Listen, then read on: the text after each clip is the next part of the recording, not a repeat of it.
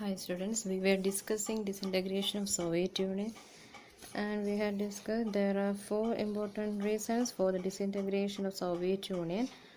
One is internal weakness of the Soviet political system or political causes. Second is economic system. Third is the growth of nationalism.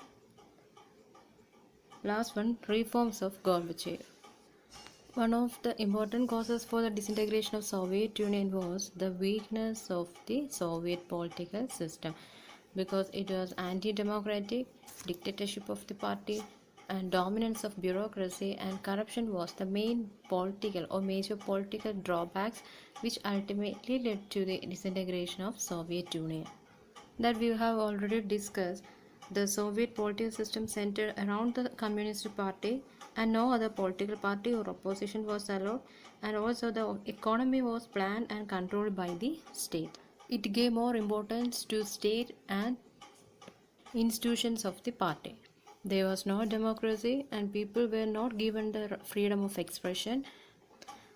So people expressed their resentment through cartoons and comics. Another political reason was the strict or dominant nature of Communist Party of Soviet Union. Otherwise, we can say that the dictatorship of the Communist Party. The party had strict control over every institution and it was unaccountable to the people. The party refused to recognize the urge or need of the people in the 15 republics. That means the party refused to recognize the needs and aspirations of the people of the 15 different republics. Russia was only one among the 15 republics that together constituted the USSR, but in reality, Russia dominated everything and people from other regions felt neglected and often suppressed. Another political reason was the political and economic system of Soviet Union was controlled by the corrupt bureaucrats. The corruption and stagnation in administration alienated the people from the government. People lost faith in their administration. Another important political reason was the centralization of power and lack of transparency in administration. The Communist Party of Soviet Union had tight control over all institutions and it was unaccountable to the people, and the Communist Party did not allow opposition and also any other political party. That means the Soviet system completely centered around the Communist Party. The civic rights of the people were restricted in Soviet Union. People have no right to express their feelings or they have no freedom to speech or criticize the government. All these anti-democratic activities of the government made the civic life miserable. The government was not ready to correct their mistake and it also led to the loss of popular support. So this was the major political causes of disintegration of Soviet Union. Next is economic causes. Another most important reason for the disintegration of Soviet Union is the failure of its economic system. First one is in technology, Soviet Union was far behind the Western countries. The Soviet Union lagged behind the Western countries in the case of development and infrastructure facilities like transportation and energy. The Soviet system failed in fulfilling the economic and political aspirations of its citizens. The Soviet Union or the Soviet invasion of Afghanistan in 1979 weakened the system even further. The wages continued to grow, but the productivity and technology fell considerably behind that of the West, and this led to shortages in all consumer goods. The consumer products produced in Soviet Union were not sufficient for the country. They did not have good quality also. The scarcity of consumer products and its low quality ruined the faith of the people in the Soviet system. Import of food grains increased every year. Thus, the Soviet economy was flattering in the late 1970s and became stagnant. The backwardness in technology and the scarcity of consumer products were the main reasons of the disintegration of Soviet Union, especially main economic reasons for the disintegration. Next, growth of nationalism. The growth of nationalism among the Soviet republics contributed to the disintegration of Soviet Union. USSR was a union of 15 republics, but Russia, one of the republics of the USSR, dominated everywhere. So the immediate cause for the disintegration of USSR was the rise of nationalism in the republics like Russia, Ukraine, Georgia and Baltic republics, and these Baltic republics include Estonia, Latvia and Lithuania. The rise of nationalism and the desire for sovereignty within the various republics resulted the disintegration of Soviet Union. There are two different views regarding the role of nationalism in the fall of Soviet Union. First one is the nationalist urges and feelings were always present throughout the history of Soviet Union. That means the internal struggles and internal conflicts within the Soviet Union caused the disintegration. Soviet Union is a union of 15 republics. Considering the size and diversity of Soviet Union, this opinion or their nationalist feelings seems to be a very reasonable and relevant one. The second view was that the reforms of Gorbachev intensified the national discontent of the people to a level that the government and rulers could not control it. That means the Gorbachev's reforms speeded up and increased the nationalist dissatisfaction to the point that the government and rulers could not control it. During the Cold War, many thought that the nationalist unrest was very strong in Central Asian republics because of their ethnic and religious differences and economic backwardness.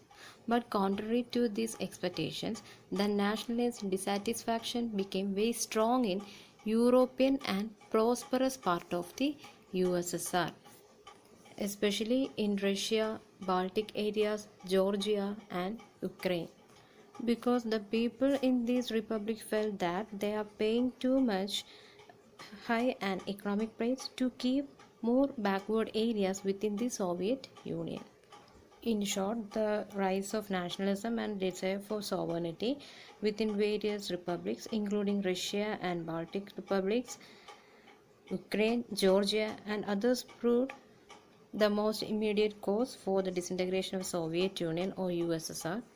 Russia, one of the republics of Soviet Union, but Russia dominated everywhere. The people of other republics felt that they were suppressed or they were ignored, and there were two opinions or two different views regarding the role of nationalism in the fall of Soviet Union. A group supported that the national feeling were always present in the history of Soviet Union. Considering the size and diversity of Soviet Union, this opinion seems to be very reasonable and relevant, and they support the feeling of nationalism. And others viewed that the reforms of Gorbachev intensify the national discontent of the people, and these reforms speed up the process of disintegration. During the Cold War, many thought that the nationalist unrest would be very strong in Central Asian republics, but contrary to this, the European and prosperous part of USSR, especially Russia, Baltic areas, Georgia and Ukraine, even more strong in this nationalist unrest. And the people of these republics thought that they were paying high price for the backward areas of Soviet Union, and they felt that they were being exploited by the state to keep the more backward areas within the Soviet Union. The last topic, reforms of Gorbachev. Mikhail Gorbachev became Secretary General of Communist Party of Soviet Union in 1985. He realized the problems faced by the country and he introduced certain revolutionary changes. He believed these reforms were necessary to keep the USSR up to date with the information and the technological revolutions taking place in the West. He tried to restructure the Soviet system through his new policies of glasnost and perestroika. So, glasnost and perestroika were the two reforms introduced by Gorbachev, and its main aim was to restructure the Soviet system. The main purpose or goal of this reform was the restructuring of Soviet Union. Gorbachev aimed to raise Soviet Union equal to the Western countries through revolutionary changes in information technology. Second one, to normalize the relation with the Western countries. Third one, to democratize and modernize Soviet system.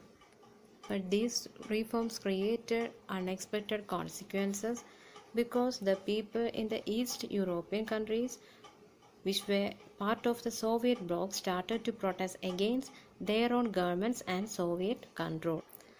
By introducing these reforms, Gorbachev permitted the East European countries of the Soviet bloc to act independently. But it led to the collapse of communist government in Eastern European countries, disintegration of Soviet Union, and ultimately the end of his own political career.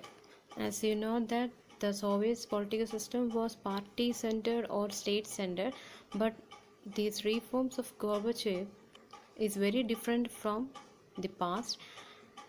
The Soviet Union neither interfered nor sent military force to suppress these agitations. Thus, the communist government in the East European countries collapsed one after the another. Gorbachev's policies of economic and political reform and democratization within the country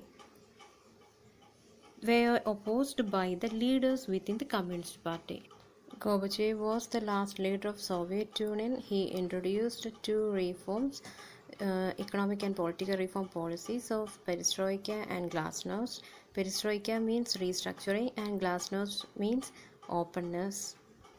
His aim was to raise the Soviet Union equal to the Western countries through revolutionary changes in information technology and to normalize the relation with the Western countries, and last one, to democratize and modernize the Soviet Union.